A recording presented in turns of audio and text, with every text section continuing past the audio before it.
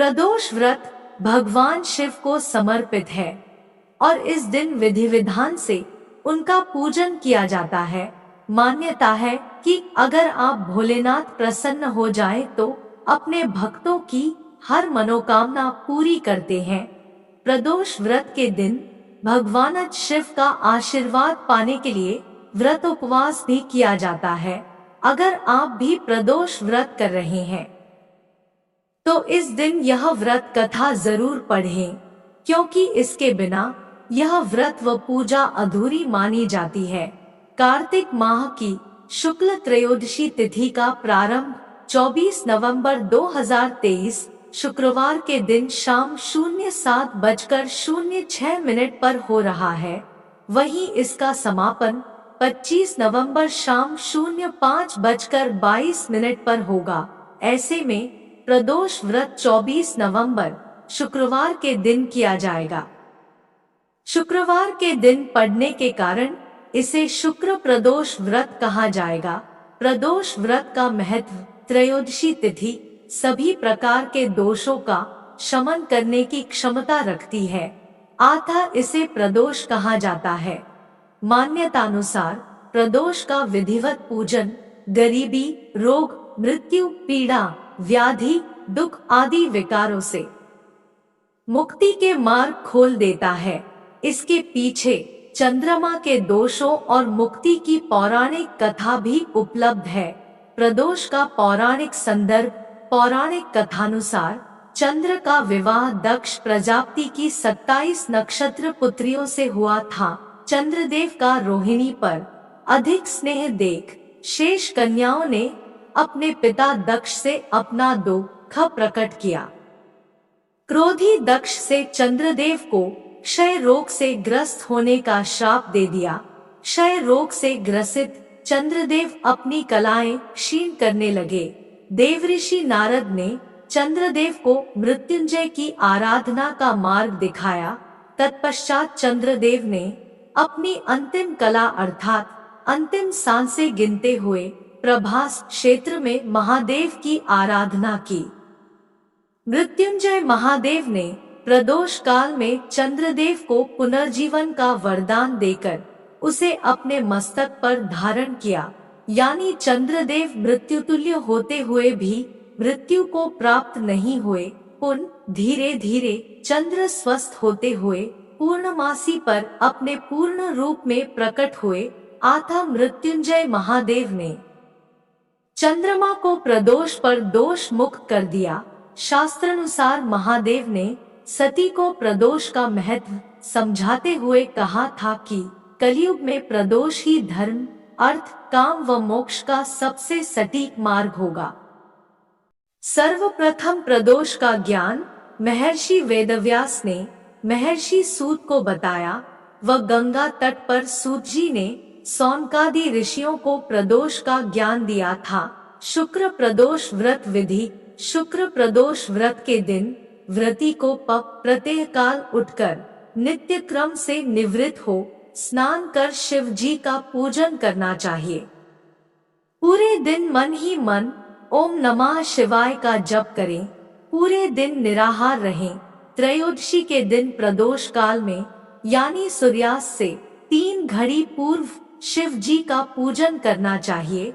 शुक्र प्रदोष व्रत की पूजा संध्या काल 4:30 बजे से लेकर संध्या 7 बजे के बीच की जाती है। संध्या काल में पुनः स्नान कर स्वच्छ श्वेत वस्त्र धारण कर ले। पूजा स्थल अथवा पूजा गृह को शुद्ध कर ले। यदि व्रती चाहे तो शिव मंदिर में भी जाकर पूजा कर सकते हैं। 5 रंगों से रंगोली बनाकर मंडप तैयार करें। पूजन की सभी सामग्री एकत्रित कर लें। कलश अथवा लोटे में शुद्ध जल भर लें। कुश के आसन पर बैठकर शिव जी की पूजा विधि विधान से करें। ओम नमः शिवाय कहते हुए शिव जी को जल अर्पित करें। शुक्र प्रदोष व्रत कथा। एक नगर में 3 मित्र रहते थे, राजकुमार, ब्राह्मण कुमार और तीसरा धनिक पुत्र। राजकुमार और ब्राह्मण कुमार विवाहित थे। धनिक पुत्र का भी विवाह हो गया था, लेकिन गौना शेष था। एक दिन तीनों मित्र स्त्रियों की चर्चा कर रहे थे। ब्राह्मण कुमार ने स्त्रियों की प्रशंसा करते हुए कहा, नारीहीन घर भूतों का डेरा होता है। धनिक पुत्र ने यह सुना तो तुरंत ही अपनी पत्नी को लाने का निश्चय कर लिया।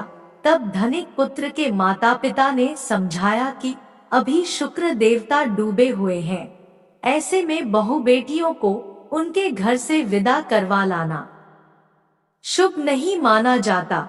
लेकिन धनिक पुत्र ने एक नहीं सुनी और ससुराल पहुंच गया।